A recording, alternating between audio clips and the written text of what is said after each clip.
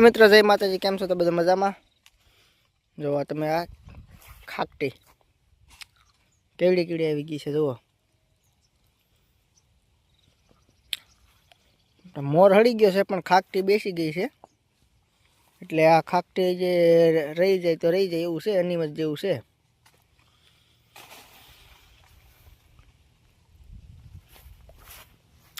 આ એક સાઈડ ખાકટી બેસી ગઈ છે।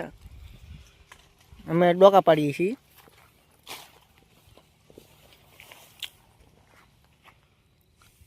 જે ઉપરના ડોકા હોય ને એ લઈ લઈએ છીએ, કેરી ખરે નહીં એ રીતના।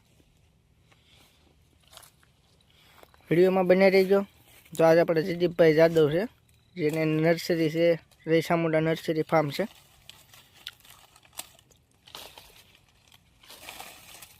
વિડીયો સારો લાગે તો ચેનલને સબસ્ક્રાઈબ કરતા રહેજો, સપોર્ટ કરજો।